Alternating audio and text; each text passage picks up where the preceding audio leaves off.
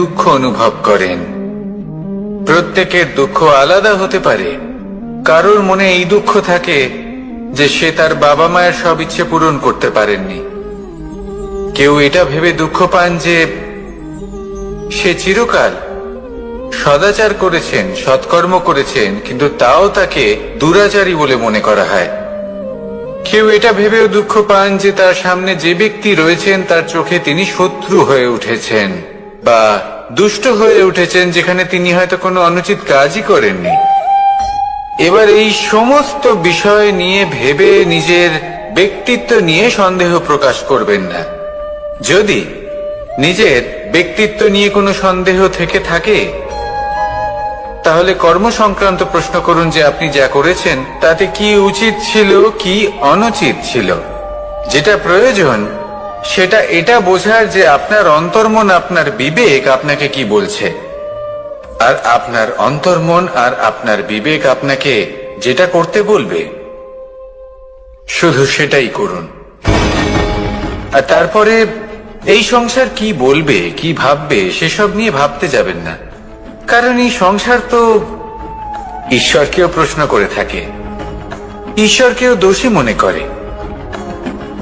কখনো কখনো যখন কোনো ঘটনা মানুষের ইচ্ছা অনুযায়ী ঘটে না, তখন মানুষ এটা বলে যে হে ঈশ্বর, আপনি আমার পাশে থাকলেন না, আপনি বড়ই কঠোর, এটা আপনার দোষ। যেখানে বেশিরভাগ সময় হয়তো সে নিজেই নিজের কর্মফল ভোগ করছে। আর কখনো কখনো ঈশ্বর হয়তো তার জন্য আরো ভালো কোনো পরিকল্পনা করে রেখেছেন, কিন্তু মানুষ সেটা বুঝতে পারে না। তাই দিনের শেষে যেটা প্রয়োজন সেটা হলো নিজের মনের কথা বুঝতে হবে। আপনার বিবেক কি বলছে শুধু সেটাই করুন, আর সামনে এগোতে থাকুন। আমার সাথে ভালোবেসে বলুন, রাধা রাধা। সবাই বলেন যে জীবনে কাদের সঙ্গ লাভ করছি সেটা খুব গুরুত্বপূর্ণ। এক ঝুড়ি ফলের মধ্যে যদি একটা পচা ফল আপনি রেখে দেন, তাহলে আস্তে আস্তে সমস্ত ফল পচে যায়। সেই জন্য কথায় আছে যে কুসঙ্গ থেকে দূরে থাকো। কিন্তু কি করা যায়? এই সংসার খুবই ছোট। যেখানে আমরা কাজ করি, যেখানে আমরা থাকি, যে পথে আমরা আসা যাওয়া করে থাকি, যে পথে আমরা ভ্রমণ করি, সেখানে এমন অনেক সংখ্যক ব্যক্তি থাকেন যাকে দেখে আমরা মনে করি যে এদের থেকে দূরে থাকতে হবে। তখন আমরা কি করতে পারি? তাদের কি আমরা পরিত্যাগ করব? তাহলে এই সংসারে এমন অনেক মানুষ আছেন, তাহলে কি সংসারই পরিত্যাগ করব? না, সেই ফলের মতন হবেন না যারা একটি পচা ফলের উপস্থিতির জন্য নিজেরাও নষ্ট হয়ে যান। বরং হয়ে উঠুন চন্দন বৃক্ষের মতন, যেটা আসলে সাপেদের বাসস্থান, যেখানে অনেক সংখ্যক অত্যন্ত ভয়ানক বিষধর সাপ থাকে। তারপরেও এই চন্দন, সে কিন্তু নিজের শ্রেষ্ঠত্ব হারায় না, এর মূল্য কিন্তু সেই একই থাকে। মনে রাখবেন, এই সংসারে নিজের সঙ্গ বদলানোর পূর্বে নিজেকে বদলান। নিজেকে কিছুটা এমন ভাবে গড়ে তুলুন যে কেউ আসুক না কেন সে যেন আপনাকে বিভ্রান্ত বা দূষিত না করতে পারে। আসুন আমার সাথে ভালোবেসে বলুন, রাধা রাধা। মানুষ জীবনে অনেক ধরনের সুখ লাভ করে। অর্থ সুখ, পরিবারের সুখ, বৈভবের সুখ। কিন্তু এমন একটা সুখ আছে যা বেশিরভাগ মানুষকে প্রভাবিত করে, কিন্তু সেই সুখ তাদের কোনো প্রয়োজনই নেই। সেটা হলো পরনিন্দা সুখ। অর্থাৎ এমন কোন ব্যক্তিকে নিয়ে নিন্দা করা, তার প্রতি অনুচিত শব্দ প্রয়োগ করা, কারণ সেই ব্যক্তিকে আপনি পছন্দ করেন না। আর এমন অনেক মানুষ আছেন যারা এই কাজ করে খুব আনন্দ লাভ করেন, যেটা করা উচিত নয়। কারণ এতে আপনার সময়, আপনার ঊর্জা, আপনার নিজের অন্তরের ইতিবাচক শক্তি আপনি নষ্ট করে ফেলছেন। আর এই সব কিছুই আপনার প্রয়োজন আছে। যাদেরকে আপনার পছন্দ নয় সেই ব্যক্তির বিষয়ে কথাই বলবেন না। সেই সব ব্যক্তির দিকে মনোনিবেশ করুন যাদের আপনি ভালোবাসেন। সেই সব কাজে মন দিন যেগুলো আপনার ভালো লাগে। সেই বস্তুর দিকে নজর দিন যেগুলো আপনার প্রিয়, নিজের লক্ষ্যের দিকে, এই সব কিছুর দিকে নয়। এমনটা করলে আপনার জীবনে আপনি সেই সব বস্তুর দিকে নজর দিতে পারবেন যারা প্রকৃত অর্থে আপনার জীবন আরো শ্রেষ্ঠ করে তোলে। এমনটাই করুন, জীবন আরো অনেক বেশি সুন্দর হয়ে উঠবে। আর তখন এই মন প্রসন্ন হয়ে বলবে, রাধা রাধা। আজ আমরা আবার সাফল্য আর অসফলতার বিষয়ে কথা বলবো। সফল ব্যক্তি কে হয় এবং অসফল ব্যক্তি কে হয়, এই বিষয়ে আমরা আগে অনেকবার কথা বলেছি। প্রত্যেক ব্যক্তি সাফল্য লাভ করতে চান, কিন্তু প্রত্যেক ব্যক্তি সাফল্য লাভের এই কাজে সফল হতে পারেন না। এবার এটা কেন হয়, এর পেছনে কারণটা কি? কারণ হলো ভয়। সফল ব্যক্তি হলেন তিনি যিনি নিজের সিদ্ধান্ত দ্বারা এই সমস্ত সংসারকে বদলে দিয়ে থাকেন, এবং অসফল ব্যক্তি হলেন তিনি যিনি এই সংসারকে দেখে এর বিষয়ে ভেবে নিজের সিদ্ধান্ত বদলে ফেলেন। প্রয়োজন হলো নিজের লক্ষ্যের বিষয়ে ভেবে দেখার, পথের বিষয়ে ভেবে দেখার। একবার যদি আপনি পথ নির্বাচন করে থাকেন, সেই পথে অগ্রসর হতে থাকুন আর তাতে অটল থাকুন। সবসময় দৃঢ় প্রতিজ্ঞ হন। আপনি যদি কোনো পথে টিকে থাকেন আর নিরন্তর পরিশ্রম করতে থাকেন, তবেই আপনার জীবনে সাফল্য আসবে। যদি কথায় কথায় লোকে কি ভাববে, লোকে কি বলবে, এ কথা ভেবে নিজের সিদ্ধান্ত পাল্টান, তাহলে কখনো নিজের লক্ষ্যে পৌঁছতে পারবেন না। আসুন আমার সাথে ভালোবেসে বলুন, রাধা রাধা। মানুষের 6টি বড় শত্রু রয়েছে, আর এরা অন্য কোথাও নয়, বরং মানুষের অন্তরেই বাস করে। এই 6টি শত্রু হলো কাম, ক্রোধ, মোহ, লোভ, ঈর্ষা আর অহংকার। কিন্তু এরা কি চিরকাল আপনার শত্রু হিসেবেই থেকে যায়? এদেরকে নিজের বন্ধু করে তোলা কি সম্ভব নয়? ভেবে দেখুন না। এবার যদি কথা বলি কাম নিয়ে, অর্থাৎ কামনা করা, তাহলে মানুষ যদি জীবনে কামনা করতে থাকে তাহলে সন্তোষের অনুভূতি লাভ করতে পারে না। কিন্তু এই কামনাই মানুষের বন্ধু হয়ে উঠতে পারে। কিভাবে?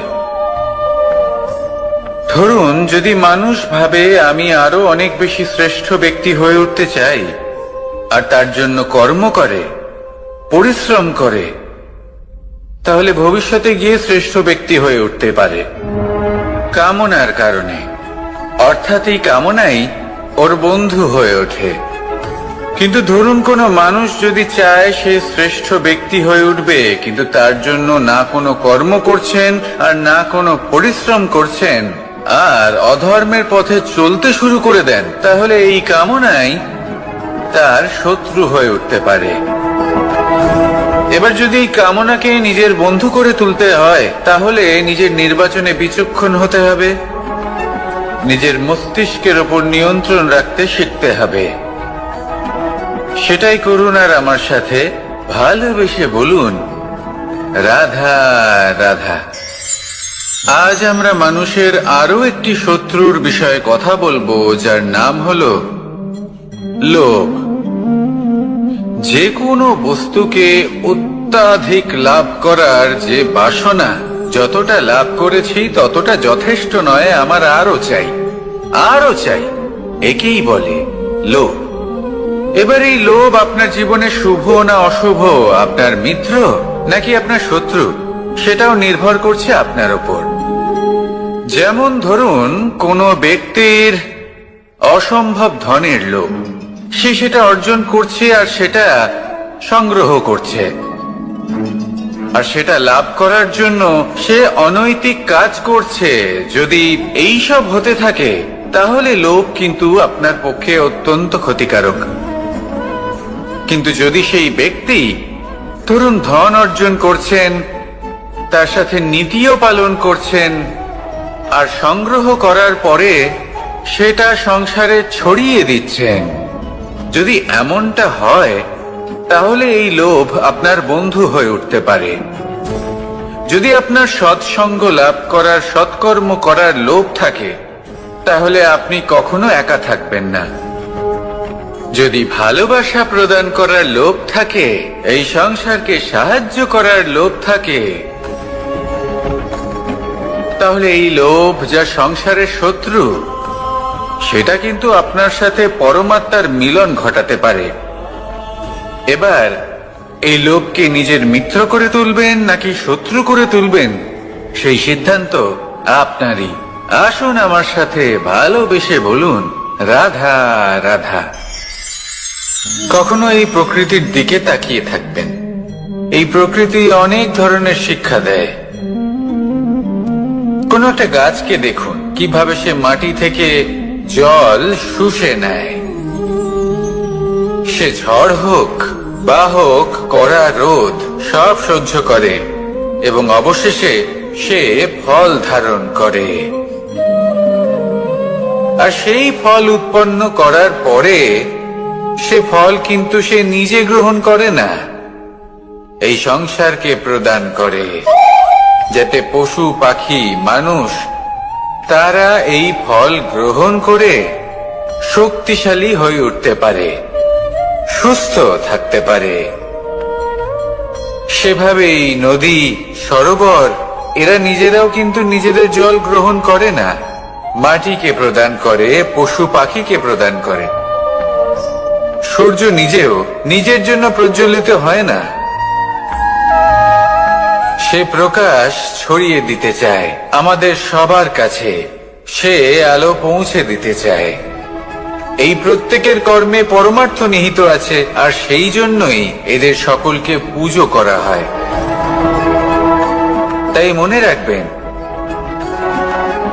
আপনার কাছে জীবন যাপনের অতিরিক্ত যা কিছুই আছে তা পরমার্থের জন্য। তাহলে তার সদ্ব্যবহার করুন আর আমার সাথে ভালোবেসে বলুন, রাধা রাধা। পরিবর্তন, এটা হলো সৃষ্টির অমূল্য নিয়ম। এই সংসারে সবকিছু সময়ান্তরে পরিবর্তিত হয়, এই সময়ও পরিবর্তিত হয়। পরিবর্তন চিরকাল হয়ে এসেছে আর চিরকাল হতে থাকবে। কিন্তু এবার আমরা সেই পরিবর্তন কিভাবে লাভ করব, যেটা আমাদের প্রয়োজন, যেটা আমরা চাই? আমরা জীবনে বিকাশ চাই। এই বিকাশ কিভাবে লাভ করতে পারি? এই প্রকৃতি কিন্তু আমাদের অত্যন্ত উত্তম উদাহরণ দিয়ে বুঝিয়েছে। একটি বিন্দুর উদাহরণ দিয়েছে, যা ভবিষ্যতে একটা বিশাল নদীর আকার ধারণ করে। এটা কিভাবে হয়? মেঘ থেকে একটি বিন্দু ঝরে পড়ে সেই পর্বতের ওপর যেখানে হিম আছে। সেই হিমের সংস্পর্শে আসা মাত্র সেই বিন্দুর সাথে আরো বেশ কিছু বিন্দু যুক্ত হয়। তারপর তারা অগ্রসর হয়, আরো কিছু বিন্দু যুক্ত হয়, আস্তে আস্তে একটা ক্ষীণ ধারার রূপ ধারণ করে, এবং সেটাই ভবিষ্যতে আরো এগোতে থাকে। অনেকটা যাওয়ার পর যখন অনেক সংখ্যক বিন্দু একসাথে যুক্ত হয়, তখন সেটা বিশাল নদীর আকার ধারণ করে। এবার আমরা মানুষ বলে আমাদের সাথে এই নিয়মের অন্যথা হয় তা নয়। আমরাও এই প্রকৃতির অংশ, আমাদের ক্ষেত্রেও একই নিয়ম প্রযোজ্য। যখন পরিশ্রম করে অনেক সংখ্যক বিন্দু আমরা একত্রিত করব, তখনই পরিবর্তনের নদী প্রবাহিত হবে। প্রয়োজন হলো নিরন্তর পরিশ্রম করা এবং ধৈর্য ধরা। এটা করতে থাকুন, জীবনে সবকিছু লাভ করতে পারবেন। কারণ প্রকৃতি আমাদের এটাই শিখিয়েছে, আর আমরা এই ব্রহ্মরই একটি অংশ, যার দ্বারা এই ব্রহ্মাণ্ড নির্মিত। আসুন আমার সাথে ভালোবেসে বলুন, রাধা রাধা। আমরা সকলে সামাজিক জীব। মানুষের সাথে দেখা সাক্ষাৎ করা এটা চিরকালই চলতে থাকে। আমরা কখনো কাউকে উপহার দিই, আবার কখনো কেউ আমাদের উপহার দেয়। কখনো কি এমন হয়েছে যে আপনি কাউকে একটা উপহার দিয়েছেন, কিছু সময় পরে বা কিছু মাস পরে সেই উপহারই ঘুরে ফিরে আপনার কাছেই এসেছে, অর্থাৎ সেই বস্তুটাই আপনার কাছে আবার ফিরে এলো? এরকম হয়। ছেলেবেলায় একদিন একজনের বিবাহ ছিল, তখন মা তাকে একটা উপহার দিতে চাইছিলেন। তাই তিনি একটা পোশাক বানালেন আর সেটাকে সুসজ্জিত করছিলেন। আমি দেখলাম আর জিজ্ঞেস করলাম যে, মা, এই পোশাক এত সুসজ্জিত করার কি আছে? তখন মা বললেন যে, কানাই, কখনো কাউকে এমনই উপহার দেবে, এমন প্রকারে দেবে যে সেটা যদি আবার ঘুরে ফিরে তোমার কাছে ফিরে আসে, তাহলে যেন তোমার খারাপ না লাগে। এটাই কিন্তু হয় আমাদের ব্যবহারের সাথে, কর্মের সাথেও এবং আমাদের কথার সাথেও। তেমনই আচরণ করবেন যে আচরণ আপনি সহ্য করতে পারবেন। যদি মুখ থেকে কটু কথা বেরোতে থাকে, তখন নিজেকে সংযত করে নিন। সেই শব্দই প্রয়োগ করুন যেটা আপনি তার বদলে শুনতে চাইবেন, এবং আপনার দুঃখও হবে না। কারণ আপনার কর্ম এমন একটা উপহার যেটা আবার ঘুরে ফিরে ফলস্বরূপ আপনার কাছেই আসবে। সেই জন্য নিজের আচরণ শুভ করুন, নিজের মানসিকতা শুভ করুন, নিজের মুখ থেকে মধুর বাণী নিঃসৃত করুন, আর এইভাবেই মধুর ভাবে বলুন, রাধা রাধা। এই সংসারে প্রত্যেকটা জিনিসের নিজস্ব একটা বিশেষত্ব আছে, আর তার বিশেষত্বর জন্যই তাকে বিশেষ গুরুত্ব দেওয়া হয়। যদি কথা বলি অস্ত্রের, যেমন তরোয়াল। তরোয়াল নির্মাণ করা হয়েছে রক্ষার জন্য। কত তাড়াতাড়ি সে সামনে উপস্থিত শত্রুকে নিধন করতে পারে। এবার এই তরোয়ালের কোন গুণটা দেখা প্রয়োজন? সেটার ধার। সেই বস্তুটি নয় যার মধ্যে এই তরোয়াল রাখা হয়। সেইভাবেই যদি আমি কথা বলি বাণের, তাহলে এটা প্রয়োজনীয় নয় যে সেই বাণ কতটা তীক্ষ্ণ, কতটা বলশালী। এটা দেখা প্রয়োজন যে তার আকারটা কেমন। সে কি বাতাস ভেদ করে নিজের লক্ষ্যে পৌঁছতে পারবে? সেটা বেশি গুরুত্বপূর্ণ। সেই জায়গাটা নয় যেখানে সেই বাণ রাখা হয়।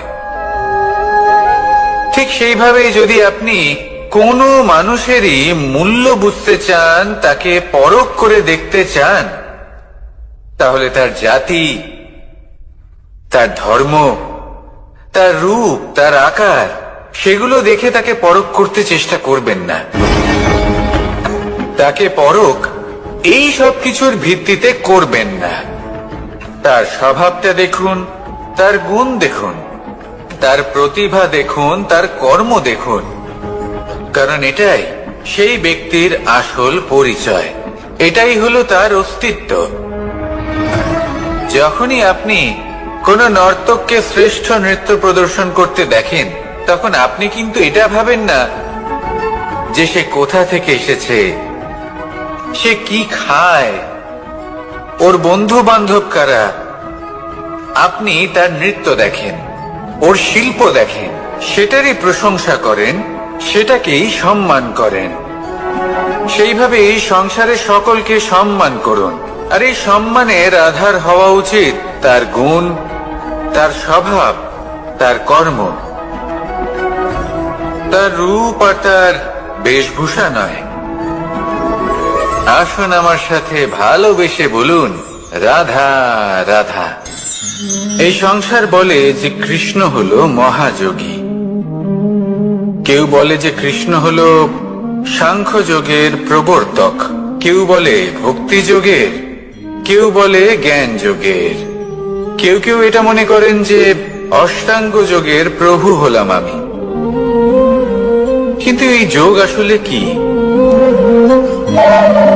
যোগ বিষয়টাকে বোঝা খুব একটা কঠিন নয়, কিন্তু সেই যোগকে নিজের যাপনের অংশ করে তোলা হলো অত্যন্ত কঠিন, আর তার জন্য প্রয়োজন অভ্যাস। যোগ শব্দটার অর্থ হলো যুক্ত করা, আর এটা আমি ছোটবেলায় শিখেছিলাম। যখন আমার মাখন খেতে ইচ্ছে করত আর মা মাখনের সেই হাঁড়িটা ওপরে টাঙিয়ে রাখতেন, তখন আমরা ভাবতাম যে অত দূরে পৌঁছবো কি করে। তখন আমরা যোগের বিষয়ে জানতে পারলাম, আর তখন জানতে পারলাম যে সব থেকে গুরুত্বপূর্ণ যোগ আসলে কি? সহযোগিতা, সাহায্য। আমরা সব সখারা একসাথে জড়ো হতাম, একে অপরের পিঠের উপর উঠে দাঁড়াতাম, আর তারপর আমরা ওই মাখনের হাঁড়ির কাছে পৌঁছতে পারতাম, আর তারপর আমরা সবাই মিলে সেই মাখন ভাগ করে খেতাম। সহযোগিতা, এটা অত্যন্ত গুরুত্বপূর্ণ। পাণ্ডবরাও মহাভারতে এটাই করেছিলেন। ওনাদের সাথেও কেউ ছিল না, একে অপরকে সাহায্য করে ওনারা অনেক বীরদের একত্রিত করেছিলেন। তারপর অবশেষে মহাভারতের এই মহাযুদ্ধে ওনারা জয়লাভ করেছিলেন। রামায়ণে রাম এবং লক্ষ্মণের সাথে কেউ ছিল না। সহযোগিতার মাধ্যমে ওনারা ভাল্লুক আর বানর সেনাকে একত্রিত করেছিলেন, আর এই সংসারের সব থেকে প্রবল রাক্ষস রাবণকে বধ করেছিলেন। মনে রাখবেন, একসাথে মিলে যদি আপনারা কর্ম করতে শেখেন, তাহলে এই সংসারে এমন কিছুই নেই যেটা আপনি অর্জন করতে পারবেন না। আসুন আমার সাথে ভালোবেসে বলুন, রাধা রাধা। কর্ম এবং ফল। মানুষের স্বভাব হলো এটাই যে তিনি নিজের প্রত্যেক পরিশ্রমের প্রতিফল প্রার্থনা করেন। বেশিরভাগ সময় এই ফলাফলের চিন্তা করতে করতে, কল্পনা করতে করতে উনি কর্ম করতে থাকেন যে আমি এই কাজটা করলে এই ফল পাবো। সেই সব কল্পনা করতে থাকেন যা না তার হাতে আছে, না আছে অধিকার, আর না আছে নিয়ন্ত্রণ। উনি শুধু নিজের কর্ম করতে পারেন। উনি কি ফল পাবেন তা তার হাতে কখনোই নেই। তাই আপনিও শুধুমাত্র কর্ম করতে থাকুন, ফলের চিন্তা করবেন না। মনে রাখবেন, শিকড় এবং শাখা যেভাবে একে অপরের সাথে জড়িয়ে, সেইভাবেই একে অপরের সাথে জড়িয়ে কর্ম এবং ফল। যেরকম কর্ম আপনি করবেন, সেরকম ফল আপনি অবশ্যই পাবেন। তাই এই ফলের আশায় কর্মের সময় কখনোই নষ্ট করবেন না, কারণ যে ব্যক্তি সময় নষ্ট করেন, সময় সেই ব্যক্তিকে অবশ্যই নষ্ট করে দেয়। কর্ম করুন নিঃস্বার্থভাবে, ফলের চিন্তা করবেন না, আর আমার সাথে ভালোবেসে বলুন, রাধা রাধা।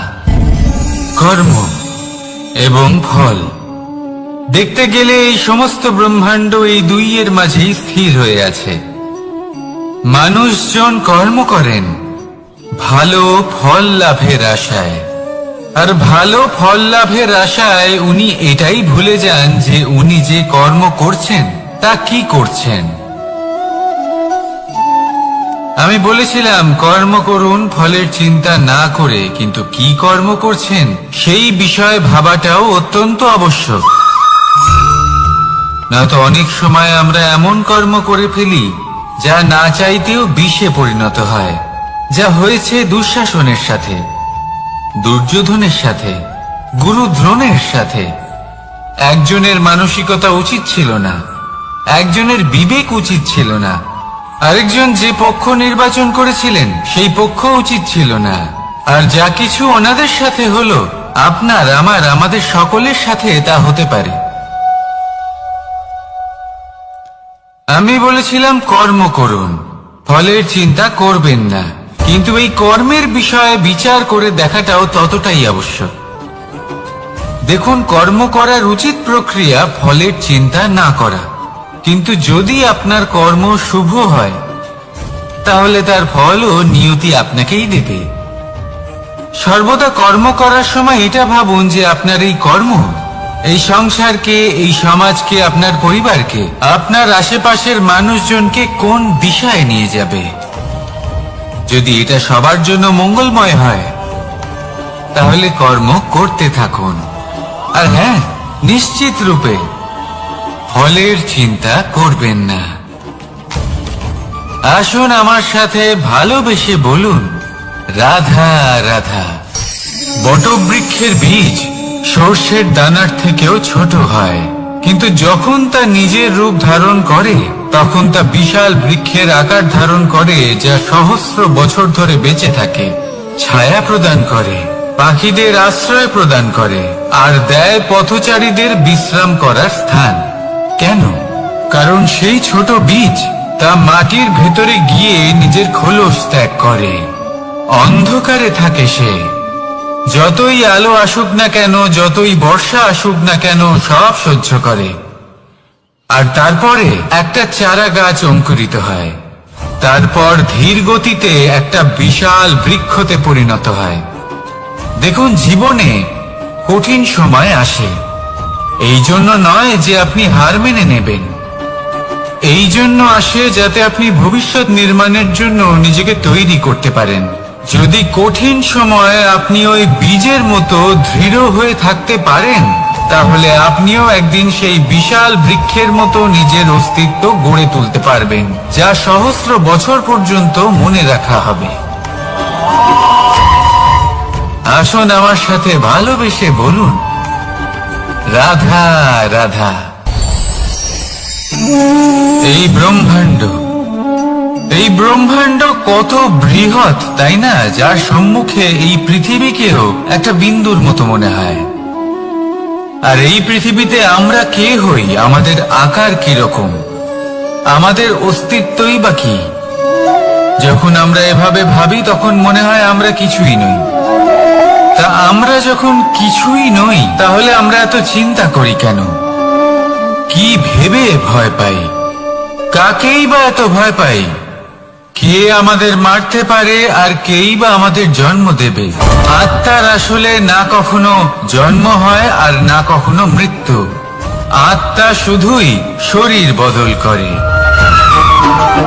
আপনি, আমি, আমরা সকলে এই শরীর নয়, আমরা হলাম আত্মা, যা হলো পরম আত্মার পরম অঙ্গ। সেই জন্য মনে রাখবেন, বাইরের কোথাও দেখবেন না, নিজের অন্তরের গভীরে গিয়ে দেখুন, আত্মাকে উপলব্ধি করতে শিখুন। ক্লেশ, ভয়, চিন্তা, এই সব কিছুর থেকে নিজেকে দূরে রাখুন, তাহলেই উপলব্ধি করতে পারবেন পরমাত্মা কে। তাহলে আসুন আমার সাথে ভালোবেসে বলুন, রাধা রাধা। পরিবর্তন এই সংসারের শাশ্বত নিয়ম। কোন রাজা নেই যিনি চিরকাল রাজা থাকেন, কোন ধনী ব্যক্তি নেই যিনি চিরকাল ধনী থাকবেন। এই সংসারে সূর্যের স্থান নেওয়ার জন্য চন্দ্রিমার আগমন ঘটে। কোন স্থান যাকে পতিত বলা হয়েছিল, সেখানে মহল তৈরি হয়েছে। কোন স্থান যাকে আজ মলিন বলা হয়েছে, কাল সেখানে মন্দির স্থাপন হতে পারে। কোন ঋতু চিরকালের জন্য থাকে না, কখনো সময় চিরকাল একরকম থাকে না। আজ যা আপনার কাছে রয়েছে, কাল অন্য কারোর ছিল। আজ যে আপনার কাছে রয়েছে, কাল তা অন্য কারোর কাছে চলে যাবে। আপনার সাথে কিছু থাকলে তা হলো আপনার কর্ম, কিন্তু সেই কর্মের পরিণামও আপনার নয়। আপনি শুধু কর্ম করুন, বাকি সবকিছুই পরিবর্তনশীল। কিন্তু সেই পরিবর্তনকে দেখে ভয় পাওয়ার প্রয়োজন নেই, তাকে স্বাগত জানান। যদি আপনি হাসি মুখে সেই পরিবর্তনকে স্বাগত জানান, তাহলে এই পরিবর্তনও হাসি মুখে আপনার সাথে থাকবে।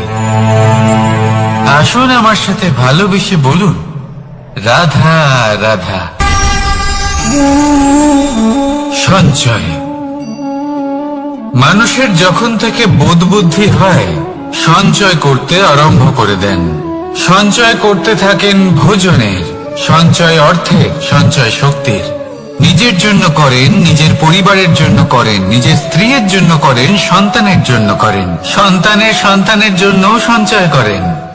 সঞ্চয় করার জন্য ওনার কাছে অনেক কারণ রয়েছে, কারণ উনি এটা ভাবেন যে এই সঞ্চিত শক্তির জন্য কেউ ওনার কোনো ক্ষতি করতে পারবে না।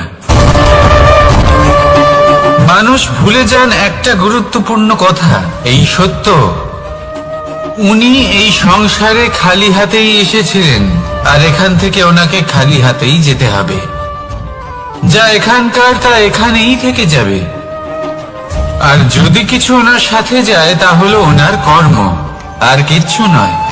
তাই যদি কিছু অর্জন করতে চান তাহলে শুভ কর্ম অর্জন করুন, আত্মশক্তি অর্জন করুন, কারণ পরলোকে এটাই হবে আপনার সম্পত্তি। তাহলে কি এটা আপনি অর্জন করতে চান না?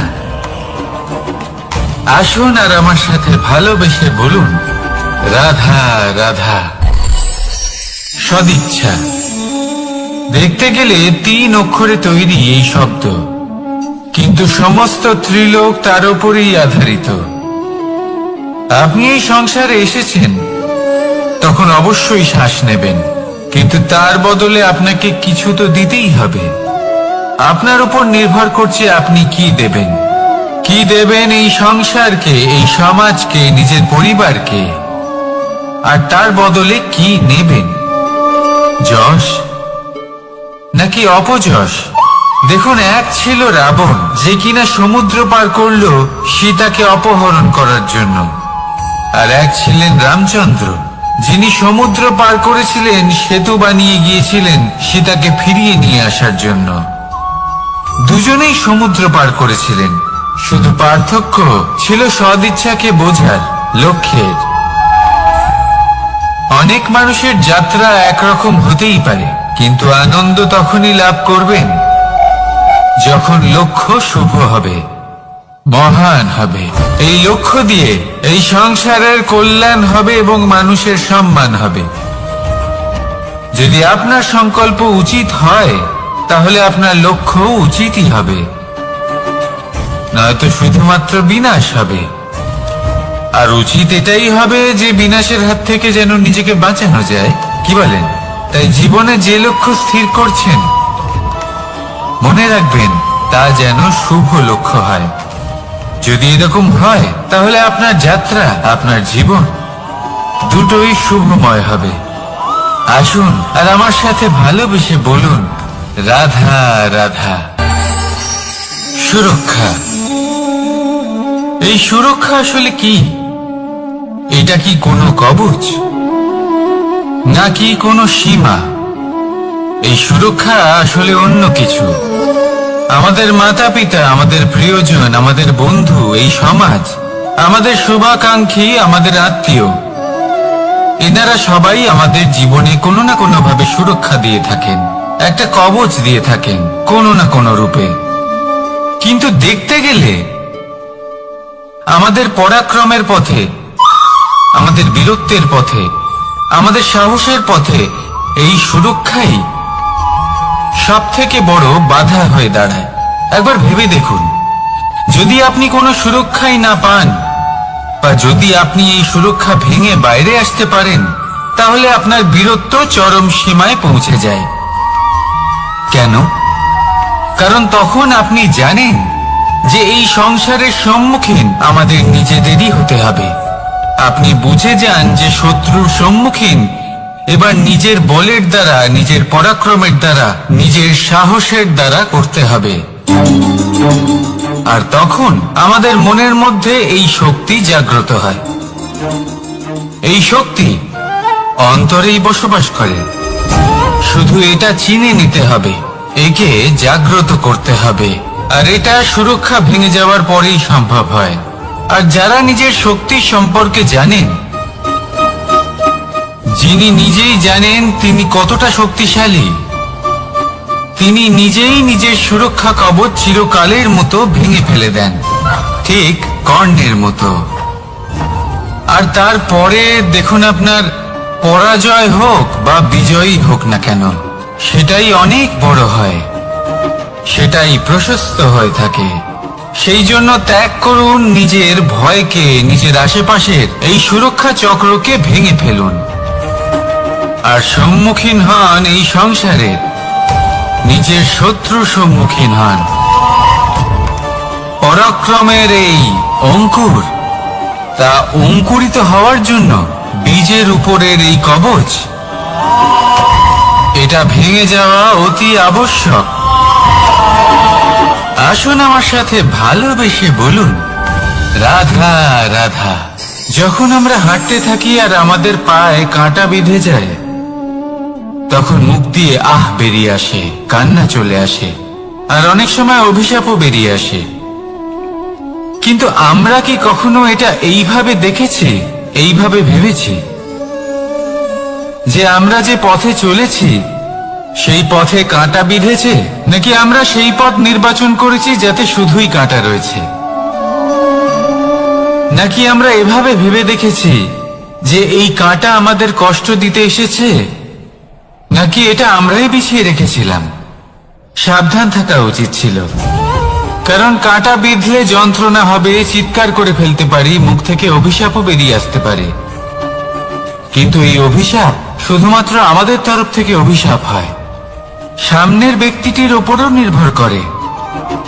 এবার সেই ব্যক্তি যদি এমন হয় যে ফুল আর কাঁটা এই দুই সমানভাবে গ্রহণ করতে পারে, তার কাছে অভিশাপও বরদানে পরিণত হয়।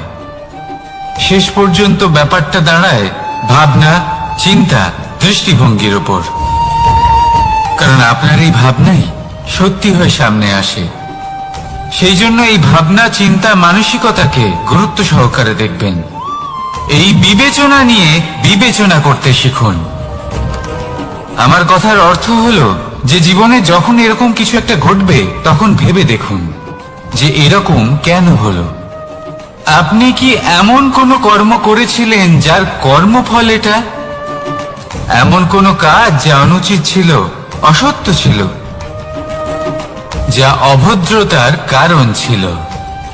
ভেবে দেখা প্রয়োজন। দেখুন, ইচ্ছে হলো আপনার যে আপনি কি করতে চান, ভাবনা আপনার, সত্য আপনার, জীবন আপনার, সিদ্ধান্ত আপনার। আসুন আর আমার সাথে ভালোবেসে বলুন, রাধা রাধা। সময়, এই সময় আসলে কি? এই সময় একটা সরল রেখা তো কখনোই নয়। সময় হলো একটা চক্র, যেখানে এর আদি সেখানেই হলো এর অন্ত, আর যেখানে তা শেষ হয় সেখান থেকেই তার শুরু হয়। এই সময় একটা অত্যন্ত বিচিত্র চিন্তা, বিচিত্র ভাবনা, একটা বিচিত্র বস্তু যা কেউ বুঝতে পারেন না। এই সময়ের লীলা, এর কোনো প্রমাণ নেই, কোনো জ্ঞান নেই, কোনো পরিমাপ নেই। শুধু এটুকু আমরা জানতে পারি, যেখানে শেষ হবে সেখান থেকে একটা নতুন সূচনাও হবে। যা আজ আপনার কাছে আছে, কাল অন্য কারোর কাছে যাবে, তারপরে তার কাছ থেকেও অন্য কারোর কাছে যাবে, তারপরে তার থেকেও ছিনিয়ে নেওয়া হবে। এই নিয়তির একজনের কাছ থেকে অন্যজনের কাছে আদান প্রদানের এই সময় হলো আপনার সময়। এই সময় সদ্ব্যবহার করুন, এই সময়কে বাঁচুন। আপনাকে শুধু এটাই সুনিশ্চিত করতে হবে যে আপনি কোন পক্ষে আছেন। আর সত্যি বলতে কি, আপনার জীবনের পরিণাম নির্ভর করে আপনার নির্বাচনের ওপর। আপনি কোন পক্ষ নির্বাচন করছেন? তাহলে মনে রাখবেন, জীবনে সেই পক্ষই নির্বাচন করবেন যা চয়ন করার পরে আপনি সুখ অনুভব করবেন, আপনি সন্তোষ লাভ করবেন, প্রসন্নতা লাভ করবেন। আর আমি এটাই সুনিশ্চিত করব যে এই পক্ষ যেন শান্তির পক্ষ হয়, এই পক্ষই যেন প্রেমের পক্ষ হয়। তাহলে চিন্তা করবেন না, আর আসুন আমার সাথে ভালোবেসে বলুন, রাধা রাধা। আজ আমি আপনাকে এমন এক গল্প শোনাবো যা আমার নন্দ বাবা আমাকে শুনিয়েছিলেন যখন আমি ছোট ছিলাম। কাহিনী একজন সাধু আর একজন বিছের। একবার এক সাধু নদীর পাড়ে স্নান করছিলেন। উনি দেখলেন যে জলের প্রবাহে একটা বিছে ভেসে যাচ্ছে। তার প্রাণ বাঁচানোর জন্য উনি তাকে তুলে নদীর পাড়ে রাখার চেষ্টা করলেন, কিন্তু যেই সেই বিছেকে উনি হাতে তুললেন, সেই বিছে ওনাকে কামড়ে দিল। সাধু আবার চেষ্টা করলেন, সেই বিছেকে হাতে নেওয়াতে সে আবার তাকে কামড়ে দিল। আরো একবার চেষ্টা করাতে ওনার শিষ্য ওনাকে জিজ্ঞেস করল, এ আপনি কি করছেন গুরুদেব? এসব কি হচ্ছে? আপনি তারই প্রাণ বাঁচানোর চেষ্টা করছেন যে আপনাকে কামড়ে দিচ্ছে। গুরুদেব উত্তর দিলেন, যে ও বিছে হয়েই নিজের কর্ম করছে, নিজের প্রবৃত্তি, নিজের ব্যবহার বদলাচ্ছে না, তাহলে আমি সাধু হয়ে তা কেন বদলাবো? এর তাৎপর্য হলো সরল, যে সংসারে কিছু মানুষ আছেন যারা হয়তো খারাপ, দুষ্ট প্রকৃতির, আর হয়তো তারা কখনোই বদলাবেন না, কখনোই কোনো পরিবর্তন আসবে না। কিন্তু তার মানে এই নয় যে আমরা আমাদের কর্ম করা ছেড়ে দিই, আমরা আমাদের প্রচেষ্টা ছেড়ে দেব। আগে না, আমাদের তো করতেই হবে, কারণ ইতিহাস সাক্ষী আছে যে এই চেষ্টা এই সংসারের ধারাকেও বদলে দিতে পারে। তাহলে আপনিও আসুন আর আমার সাথে ভালোবেসে বলুন, রাধা রাধা। মানুষ জীবনে সবসময় শিখরে পৌঁছতে চায়, অনেক উঁচুতে উঠতে চায়, আর তার জন্য তারা কি না করে, পরিকল্পনা করে, ষড়যন্ত্র করে, প্রার্থনা করতে থাকে, আবার কারোর কাছে সাহায্যও চায়। কিন্তু এত কিছু করা সত্ত্বেও অনেক সময় মানুষ শিখরে পৌঁছতে পারে না। যদি পৌঁছেও যায় তাও খুব তাড়াতাড়ি নিচে নেমে আসে। এর কারণ কি? একটা উদাহরণ দিয়ে বোঝানো যাক। এই হলো ময়ূর পেখম, আর এই হলো পাথর। যদি এই পেখমকে হাওয়ায় ছুঁড়ে দিই তবে ও উড়তে থাকে, কিন্তু এই পাথর অতি শীঘ্রই মাটিতে নেমে আসে। এর কারণ কি? ভার। এই পাথর হলো ভারী, আর এই শিক্ষাই আমাদের গ্রহণ করতে হবে। ঠিক এইভাবেই যদি আমাদের মন দ্বন্দ্ব আর অহংকার দ্বারা পরিপূর্ণ হয়ে থাকে, তাহলে তা কখনোই শিখরে পৌঁছবে না। পৌঁছে গেলেও খুব শীঘ্রই মাটিতে নেমে আসবে। তাই এই মনকে হালকা করতে শিখুন, অহংকারকে, এই হিংসাকে ত্যাগ করুন। তারপর উঁচুতে উড়ে তো দেখুন, কত উঁচুতে উঠতে পারবেন আপনি। আসুন আমার সাথে ভালোবেসে বলুন, রাধা রাধা। মানুষ এক অত্যন্ত বিচিত্র প্রাণী। পরিকল্পনা করে, ষড়যন্ত্র করে, প্রচেষ্টা করে, কাউকে পরাজিত করার চেষ্টাও করে। সাপকে একটা দড়ি মনে করে হাতে চেপে ধরার চেষ্টা করে, কিন্তু একটা কথা বুঝতেই পারে না, সময়ের এই সাপ, এটা হাতে চেপে ধরাই যায় না। আর আপনি যা করবেন তা আবার ফিরে আসবে আপনারই সামনে। দেখুন, এতে কিছুই যায় আসে না যে আপনি কুম্ভকারের পুত্র নাকি কৃষ্ণের পুত্র। যদি আপনি অনুচিত কর্ম করেন তাহলে আপনার সাথেও অনুচিতই হবে। অশুভ কর্ম করলে আপনার সাথেও অশুভই হবে। কুরু বংশ অত্যন্ত মহান বংশ ছিল। এই কুরু বংশ কি হলো তার সাথে? একটা গোটা বংশ বয়ে গেল, কারণ ওনাদের উদ্দেশ্য অশুভ ছিল। অন্যদিকে 5 জন বনবাসী পাণ্ডব মহাভারত বিজয়ী হলেন, কারণ তাদের উদ্দেশ্য শুভ ছিল। তাই মনে রাখবেন, শুভ অগ্নি প্রজ্বলিত করবেন, শুভ তাপ সঞ্চার হবে। অশুভ অগ্নি প্রজ্বলিত করবেন, নরকেই জ্বলতে হবে। তাহলে আসুন আর আমার সাথে ভালোবেসে বলুন, রাধা রাধা। মানুষ জীবনে সবসময় সুখ পেতে চান, কিন্তু এই সুখ, এটা আসলে কি? এই সুখের আসল রূপ কি? আমি বলি, সুখের আসলে 2টি রূপ হয়, বাহ্যিক সুখ, আত্মিক সুখ। আর এটা ঠিক তেমনই হয় যেরকম আমাদের শরীরের সাথে জড়িত ছায়া আর আমাদের শরীরের মধ্যে বসবাসকারী আত্মার। যদি ছায়ার কথা ভেবে দেখেন তাহলে বুঝতে পারবেন আমাদের শোবার সময় ভোরবেলা এই ছায়া অনেক বড় হয়ে যায়। যখন এই সূর্য মাথার উপরে চলে আসে তার তাপ বেড়ে যায়, তখন এই ছায়া ছোট হয়ে যায়। আর যেই অন্ধকার নেমে আসে এই ছায়া আপনার সঙ্গ ত্যাগ করে। এরকমই হয় বাহ্যিক সুখ। আর এবার কথা বলি আমাদের শরীরের মধ্যে বসবাসকারী এই আত্মা। এই আত্মা কখনো আমাদের সঙ্গ ত্যাগ করে না, সব সময় আমাদের সাথে জড়িয়ে থাকে। এরকমই হয় আত্মিক সুখ, যা সব সময় আমাদের সাথে থাকে। আত্মিক সুখ কারোর সেবা করে, আত্মিক সুখ কাউকে সাহায্য করে, আত্মিক সুখ প্রেম বোধের, যা কখনো আমাদের সঙ্গ ত্যাগ করে না। সেখানে বাহ্যিক সুখ, যতক্ষণ আপনি সম্পন্ন কিছু মানুষ এবং সুবিধার সাথে আছে, এই বাহ্যিক সুখ আপনার সাথে থাকবে। সম্পন্নতা চলে গেলে, মানুষজন চলে গেলে, সুখ সুবিধা চলে গেলে বাহ্যিক সুখও চলে যায়।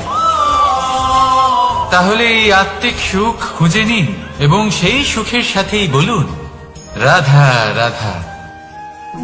আপনি কখনো কোনো সাধারণ পাখি দেখেছেন, যেমন বাবুই? সে কি করে? সে কোনো গাছের ডালে নিজের বাসা বানায়। এবার সেইখানে বাসা বানানো সহজ ব্যাপার, কারণ সামগ্রী আশেপাশেই পাওয়া যায়। কিন্তু সমস্যা হলো আক্রমণ। কোনো সাপ বা অন্য কোনো পশু ওর বাসাতে ওর সন্তানদের উপর না আক্রমণ করে বসে, এই ভয় তার সব সময় থাকে। আর এটা সব থেকে কঠিন ব্যাপার এদের জন্য, নিজের বাসায় নিজের সন্তানদের সুরক্ষা। আর বাজ পাখি, যদি আমরা বাজের কথা বলি তাহলে তারা কি করে? বাজ পাখি কোনো উঁচু পাহাড়ের শিখরে, কোনো পাথরের খাঁজে নিজের বাসা তৈরি করে।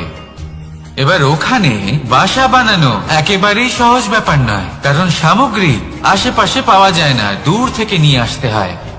কিন্তু সেইখানে আক্রমণের ভয়ও কখনোই থাকে না। এইভাবে উচিত রূপে ও নিজের বাসা রক্ষা করতে পারে, নিজের সন্তানদের রক্ষা করতে পারে। এর সারমর্ম হলো এটাই, যদি সমস্যা বড় হয় তাহলে সমাধানও উচ্চমানের হওয়া উচিত। একটা বাজ পাখির মতো ভাবা আরম্ভ করে দিন, জীবনে যে কোনো সমস্যা ছোট মনে হবে। রাধা রাধা। জীবনে এমন কিছু কাজ রয়েছে যা আপনাকে একাই করতে হয়, আর এমন কিছু কাজ রয়েছে যা আপনাকে একসাথে মিলে করতে হয়, একজোট হয়ে, সঙ্গবদ্ধ হয়ে। এবার সঙ্গবদ্ধ বলতে কি বোঝাতে চাইছি? আমি তাদের কথা বলছি না যারা বাস্তবিকভাবে একে অপরের সাথে কাজ করেন। আমি তাদের কথা বলছি যারা একে অপরের থেকে দূরে থেকেও একে অপরকে বিশ্বাস করেন। আমি আগেও বলেছিলাম, সমস্ত বিশ্বের আশা বিশ্বাসেই বসবাস করে, তাই না? তাই যেখানে সমস্ত বিশ্ব আছে, সমস্ত সংসার আছে, সেইখানেই বিশ্বাস রয়েছে।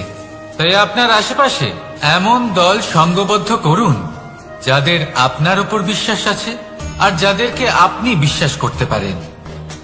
তাহলে আসুন আর আমার সাথে ভালোবেসে বলুন রাধা রাধা।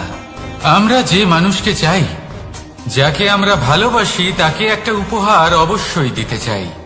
এমন এক উপহার যা ওনার ভালো লাগবে, যা শ্রেষ্ঠ হবে, অতি প্রিয় হবে, বহুমূল্য হবে, বা বলতে পারেন মূল্যবান হবে।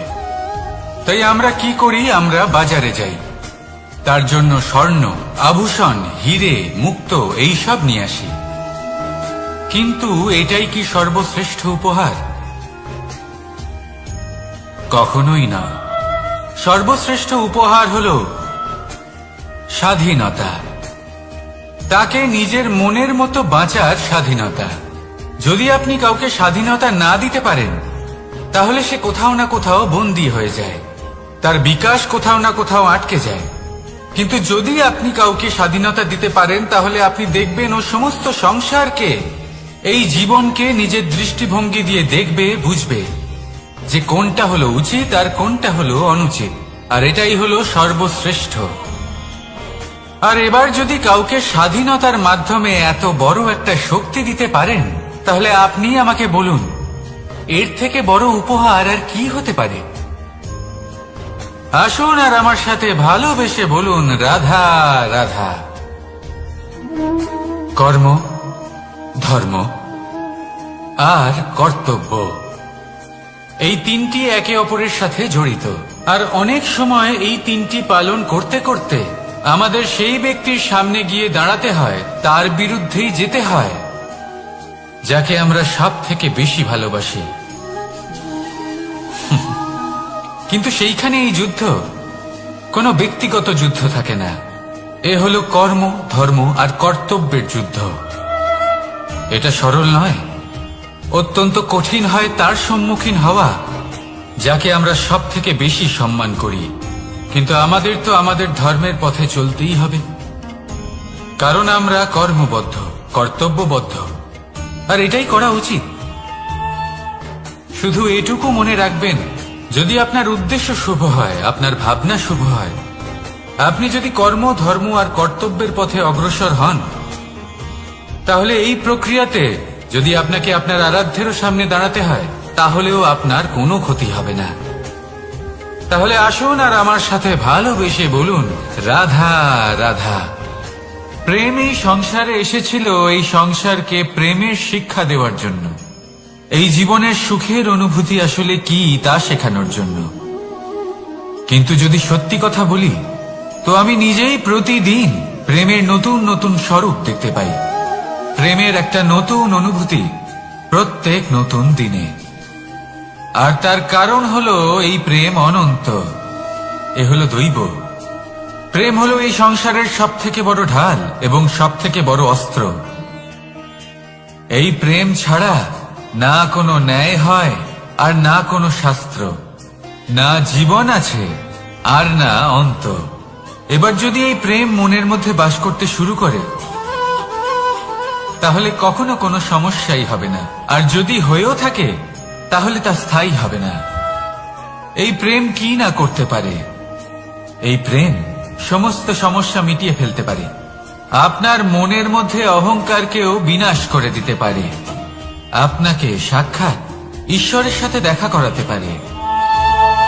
তাই প্রেমের দ্বারা প্রয়াস করতে থাকুন, এই সংসারের প্রত্যেক মানুষকে, প্রত্যেক বস্তুকে, প্রত্যেক জীব জন্তুকে ভালোবাসবেন। আর এই প্রেমের দ্বারাই বলুন, রাধা রাধা। প্রশান্তি জড়িত নিদ্রা মানুষের জীবনের একটা অত্যন্ত গুরুত্বপূর্ণ সুখ এবং প্রয়োজনীয়তাও। দেখতে গেলে এই সংসারের প্রত্যেক পশু পাখি, প্রত্যেক জীব অবশ্যই নিদ্রা প্রাপ্ত করেন, কিন্তু মানুষ, যার মধ্যে বিচার বিবেচনা করার শক্তি অন্যদের থেকে অনেক বেশি, তার কিন্তু ঘুমের কিছু সমস্যা অবশ্যই হয়। কি বলেন? তাই তো। এবার এর কারণ কি? চিন্তা। এবার চিন্তা আমাদের সবার জীবনে আছে। আমরা সকলে জানি যে চিন্তা কখনো আমাদের সাহায্য করে না, তাও আমাদের জীবনে আছে। কেন? চিন্তার মাধ্যমে কি কখনো কোনো সমস্যার সমাধান হয়েছে? অর্থের চিন্তা করলে কি অর্থ লাভ হয়? ভবিষ্যতের চিন্তা করলে কি ভবিষ্যৎ ঠিক হয়ে যায়? স্বাস্থ্যের চিন্তা করলে কি স্বাস্থ্য নিজে থেকেই ঠিক হয়? হয় না। তাহলে এই সব কিছু থেকে আমাদের একটা ছোট্ট শিক্ষা অবশ্যই লাভ করা উচিত। আপনিও আপনার কাঁধ থেকে চিন্তার এই বোঝা নামিয়ে ফেলুন। আর ইচ্ছে, এই সব ইচ্ছে একত্রিত হয়ে আমাদের মনে চিন্তা উৎপন্ন করে। তাই এই চিন্তাগুলিকে ত্যাগ করুন, প্রকৃতির প্রেমের উপর বিশ্বাস রাখুন। মনে রাখবেন, যিনি চিন্তা মুক্ত হবেন তিনি চিতা মুক্ত হবেন। সুখের নিদ্রা প্রাপ্ত করুন, আর নিদ্রায় যাবার আগে আমার সাথে ভালোবেসে বলুন, রাধা রাধা। মহাদেব, সেই দেবতা যিনি মহান, যাকে দেবতাদের দেবতা বলা হয়, যিনি হলেন আমার আরাধ্য। কখনো আপনার মনে এই প্রশ্ন এসেছে যে শিবকেই কেন মহাদেব বলা হয়, অন্য কোনো দেবতাকে কেন বলা হয় না? সেই কারণ মহাদেবের মধ্যে ওনার মধ্যে এমন এক বিশেষ গুণ রয়েছে যা অন্য কারণ নেই।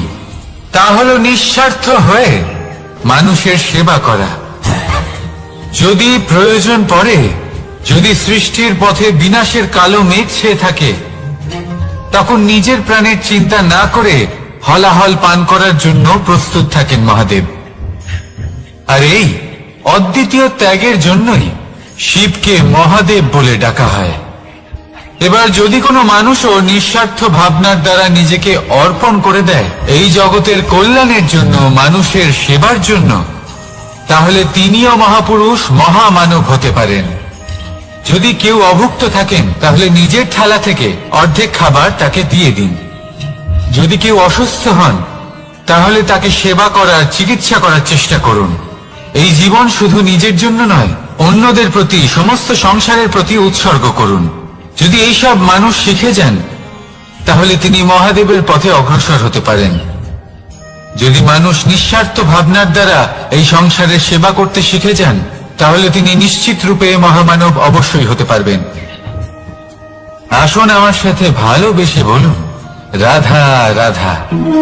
স্বর্ণ, হিরে, মুক্ত, মানিক, এই সব কিছুকে আগে পাথর বলা হতো। তাহলে এমন কি হলো যে এদের রত্ন বলা হয়? আর রত্ন তা বাস্তবে আসলে কি? এটা হলো সেই পাথর যাকে আগে আগুনের তাপ সহ্য করতে হয়েছে, পরখ করা হয়েছে, যাচাই করা হয়েছে, এদের কাটার চেষ্টা করা হয়েছে, কিন্তু তারা কখনোই নষ্ট হয়নি, বরং তারা আরো উদ্ভাসিত হয়েছে, আরো উজ্জ্বল হয়েছে, এই সংসারে আরো প্রকাশ ছড়িয়ে দিয়েছে। সেই জন্য এরা হলো এত অমূল্য, সেই জন্য এরা হলো বহুমূল্য, সেই জন্য এদের রত্ন বলা হয়। এবার মানুষের কাছেও এই নির্বাচনের অধিকার রয়েছে যে আমরা শুধু পাথর হয়ে থাকব নাকি রত্ন হয়ে থাকব। কিভাবে? আমাদের জীবনেও অনেক সমস্যা রয়েছে, বাধা আছে, বিপত্তি আছে। আমরা সেই বাধার তাপে উত্তপ্ত হই, এই সমস্যা আমাদের কাটার চেষ্টা করে। অনেক মানুষ বিভিন্ন পরিস্থিতি আমাদের ভাঙার চেষ্টা করে, কিন্তু আমাদের নষ্ট হলে চলবে না। যেভাবে এই রত্ন সমস্যার সম্মুখীন হয়ে পাথর থেকে রত্ন হয়েছে, সেইভাবেই আমাদেরও আমাদের সমস্যার সম্মুখীন হয়ে রত্ন হয়ে উঠতে হবে, এই সংসারে প্রকাশের স্রোত হয়ে উঠতে হবে। তাহলে এটাই করুন আর আমার সাথে ভালোবেসে বলুন, রাধা রাধা। সংসারে সব থেকে বড় শক্তি আসলে কি? কেউ বলবেন শারীরিক শক্তি, কেউ বলবেন অস্ত্রের শক্তি, কেউ বলবেন জ্ঞানের শক্তি।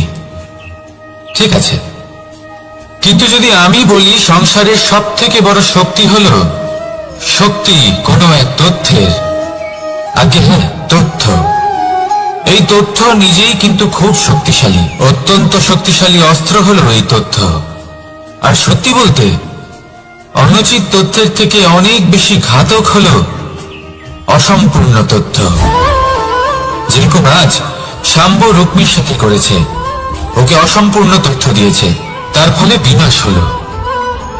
যদি এইভাবেই আপনার কাছেও কোনো অসম্পূর্ণ তথ্য আসে, আর যদি আপনি তা পরখ না করে দেখেন, যাচাই না করে দেখেন, আর নিজের কর্ম করেন, তাহলে উত্থানের বদলে আপনি পতনের সম্মুখীন হবেন, বিকাশের বদলে আপনার বিনাশ হয়ে যাবে। মনে রাখবেন একটা অত্যন্ত গুরুত্বপূর্ণ কথা, সঠিক তথ্য পাওয়া সঠিক তথ্য দেওয়ার থেকে অনেক বেশি গুরুত্বপূর্ণ। আশা করি এই কথা আপনি বুঝেছেন। জীবনে যখনই কোনো তথ্য আপনি পাবেন, সেই বিষয়ে ভেবে দেখুন, পরখ করে দেখুন, যাচাই করুন, তারপর নিজের কর্ম করুন।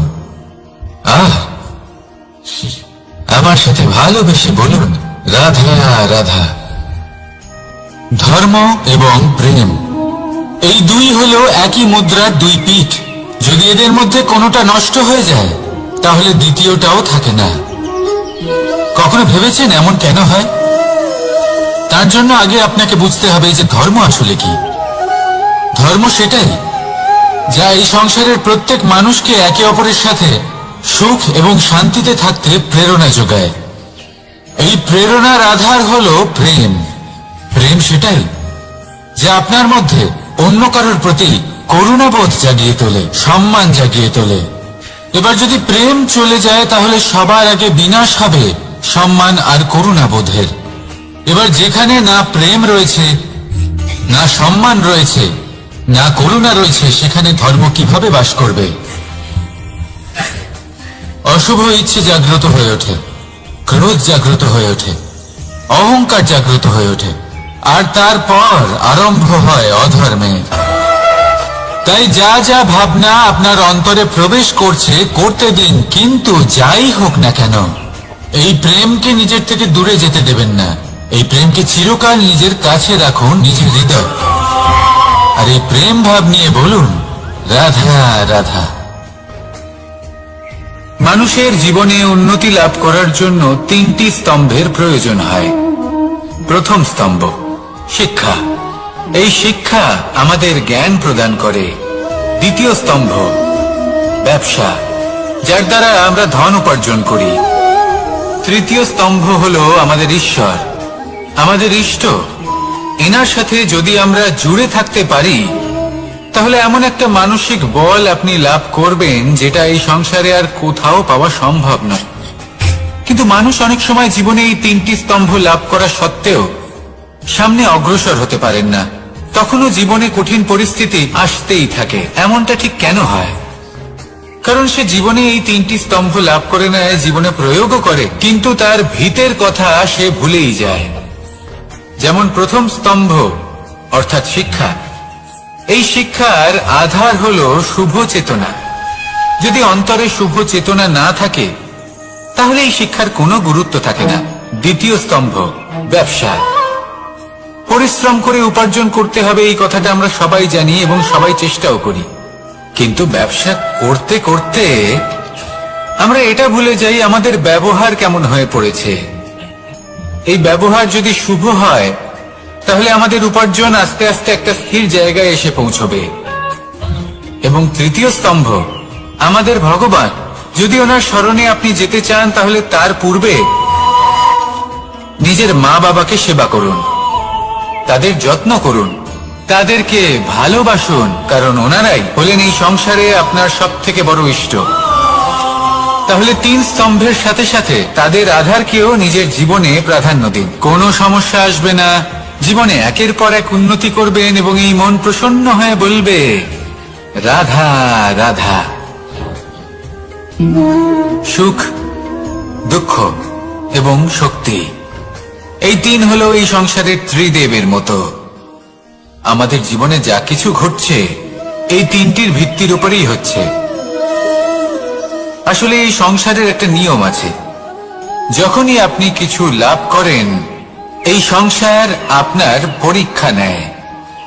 এটা জানার জন্য আপনার পরীক্ষা নেয় যে আপনি যা কিছুই লাভ করেছেন আপনি কি আদৌ সেটার যোগ্য কিনা। ঠিক সেইভাবেই এই সুখ, দুঃখ এবং শক্তি আপনার পরীক্ষা নিয়ে থাকে।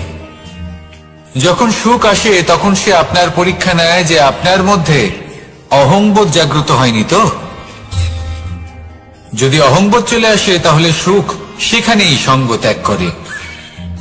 দুঃখ আপনার ধৈর্যের পরীক্ষা নিতে থাকে, আর যদি আপনার মধ্যে ধৈর্য না থাকে তাহলে এটা আপনাকে আরো বেশি দুঃখের গভীর অন্ধকারে ঠেলে দেবে। সেখানে শক্তি পরীক্ষা নেয় আপনার বিনম্রতার। যদি আপনি বিনম্র না হন তাহলে হয় এই শক্তি আপনার সঙ্গ ত্যাগ করবে, নয় এই শক্তি বিনম্রতার অভাবে আপনার পতনের কারণ হতে পারে।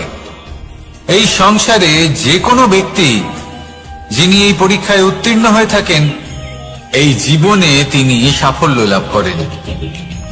আসুন আমার সাথে ভালোবেসে বলুন রাধা রাধা।